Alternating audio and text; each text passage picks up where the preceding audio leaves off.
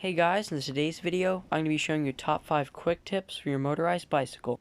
This video will make working on your bike and riding your bike a lot more fun. Now the first quick tip I'm going to be showing you is tightening your cylinder head. Now you notice when you tighten your cylinder head you have 1, 2, 3, and 4 bolts, and you're supposed to tighten them in an X pattern. Most people know that, but a lot of people don't know is when you take your ratchet wrench and tighten them, you can actually tighten these wrong. Now you can see if I'm going to go ahead and put it on there, you'll notice that if I tighten it with my hand back here, it can actually strip it out really easily. Because if you don't notice, these are only M8 studs, on 14mm bolts. So if you go ahead and over tighten that, chances are you're either one, you're going to crack the cylinder, because remember, it's only cheap aluminum, or two, you're actually going to strip in the case, and then that stud is going to go through the case into the crankshaft, and you're going to have a lot more problems than what you started with. So the best solution to this problem is when you're tightening it down, you want to use a thing called the thumb method. Now the thumb method is when you put your thumb on the end of the ratchet and tighten it that way. That way, you'll still get a lot of torque on this bolt, but you won't over tighten it and strip the threads. So I just wanted to throw that out there. Now the second quick tip I'll be showing you guys is how to true your rear sprocket with a Phillips head screwdriver. You may have seen this trick on YouTube before, but basically you'll put your screwdriver in the end there and you'll spin over your wheel, and if it scrapes or goes in a little bit, that can determine where your sprocket needs to be tightened or loosened. Before we try the screwdriver technique, I just want to tell you guys, you want to go ahead and make sure your tensioner is straight. If you look from the back of the bike, you want to make sure that your chain lines up with your rear sprocket, and a way to tell that is the bottom chain comes up to your sprocket evenly and isn't coming out to the side or going in. So I just want to clarify that with you guys.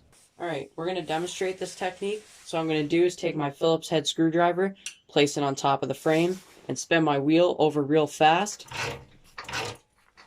And you want to make sure you keep your screwdriver steady on the frame while you do this technique. And you can see right here, it rubs a little bit, So right here, and you want to keep track of that bolt as I turn it around. That bolt right there, what I'm going to go ahead and do is take my 10mm wrench, and I'm actually going to go ahead and tighten that. Now on newer bolts like this is another tip for you guys. You won't actually have to hold a wrench on the other side. Generally on newer bolts, all you have to do is tighten from the one side.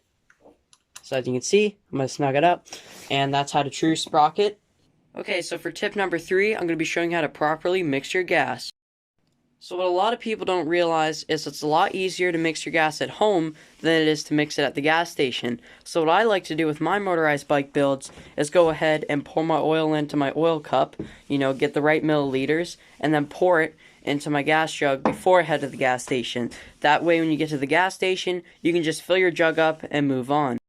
Trust me, a lot of people give me funny looks when I'm pouring oil into my gas, but what they don't realize is I'm part of that two-stroke life.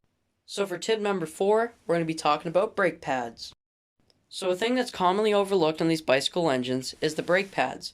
So you'll notice when you're going a lot faster than a standard human would on a bicycle, these brake pads are going to wear down a lot quicker. So what I recommend doing is replacing them a lot more often, because if you let them go, what's going to happen is it's going to get down to the metal and it's actually going to score the braking surface of your rim, potentially ruining your bike rim. If you're looking out for a good frame, I would recommend one with V-brakes. V-brakes pull from both sides of the bike, opposed to only pulling from one side with clamp brakes. And the 5th and final tip is to not buy a 4-stroke. I mean, come on guys, who really wants to be going down the road going like 10 miles an hour? Okay, that was only a joke. I actually do like the 4-stroke. I just haven't had the spare time to get it going yet, so I can't say with real experience if it's slow or not, but for now, I'll be mixing gas. Now the 5th and final tip is putting either seafoam or gasoline antifreeze in your gas tank.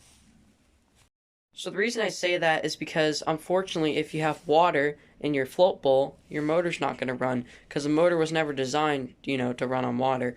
But anyways, yeah, so if you have, condensation in the float bowl, the filter's only going to do so much with filtering that. So if you put gasoline antifreeze in there, it's less likely to happen and you won't have to clean your carburetor so much. So I always like to give a visual to these things. Now you can see right there is the carburetor jet. Now if you can't catch on camera, the carburetor jet is quite tiny. So you can see that little hole there. If any kind of dirt or condensation gets in there, it's going to clog the jet. The condensation generally occurs in the float bowl, but sometimes can happen in the main body of the carburetor, as you can see under there.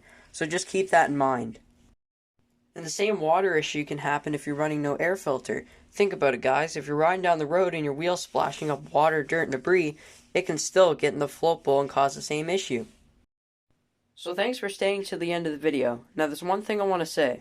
I finally saved up enough money to finish the 4-stroke, and by the way, this was a totally custom engine build. I went ahead and ripped it down to the block and rebuilt it, and I built this bike frame from scratch. So obviously it's taken quite a bit of, time and money to complete this, but all it needs now is a chain, a throttle cable, and I believe some fuel. The way gas prices are now, that might be a challenge. So guys, make sure to comment, like, subscribe. Catch you guys next video in peace, and have a wonderful day as always.